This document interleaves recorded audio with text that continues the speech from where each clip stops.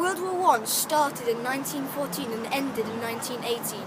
During the war there were air raids. Air raids were usually carried out at night and were very frightening for the people below. By World War II, people were warned about the air raids by loud sirens, and most people had an air raid shelter to hide in, either in their home or in their garden or street. But in World War I, there was a lot more basic. Air raid! Air raid! Take cover! Can't you read? Take cover! Policemen who got news of a raid would cycle through the streets warning people and using a bell and a sign. Here we are in our genuine air raid shelter made of reinforced corrugated iron. I think we should be safe from any falling bombs in here. Harry, doesn't your air raid shelter have a light? Oh yeah! That's better. Air raid attacks over Britain began on the 19th of January 1915. The Germans attacked using Zeppelin airships. They were large and had powerful guns on board, but were very inaccurate. Airships made 50 air raids during the war, killing 557 people and injuring 1,358 people. Weather conditions like fog and wind and night flying made it very difficult for the bombs to be dropped accurately. One raid in London actually bombed Hull. By 1917, the airships were replaced by aeroplanes. Aeroplanes carried out 27 raids, dropping 246,774 pounds of bombs. 835 people died as a result of these raids, and about 1,972 people injured, and 62 aircrafts were lost. On the 30th of May 1915, the first London raid was commanded by Captain Linnard.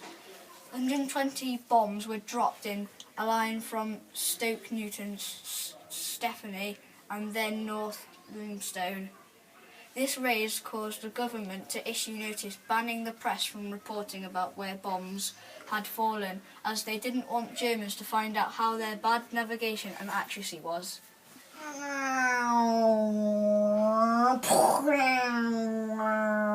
I've been shot!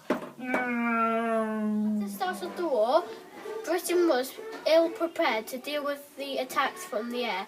The main defence focused on the coastline. Most flying squads went overseas. Few aircraft were left to defend Britain. Zeppelins could turn off their engines and drift silently to carry out surprise attacks.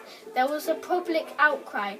Government was embarrassed until the government acted. To counter this threat, streetlights were dimmed and searchlights were used, and it became illegal for people to shine ordinary lights after dark.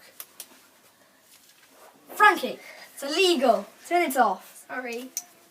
By 1917, communication had improved. Sophisticated observation was deployed and aeroplanes were detached to meet bombers. Pew, pew, pew, pew.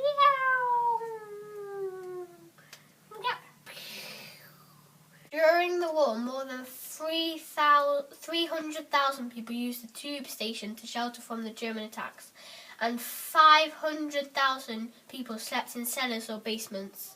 Do you think the air raid will last, Harry? I don't know. Let's play a game to make the time pass. What shall we play? Hide and seek. The Zeppelin attack in April 1916 killed residents and soldiers.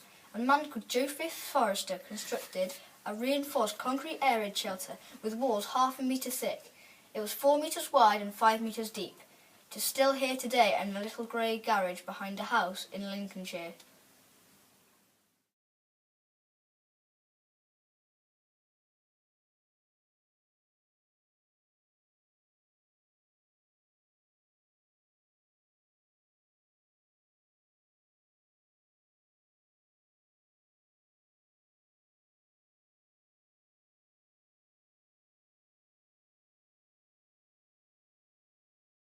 It's safe to go out now. Well, I can't hear any bombs.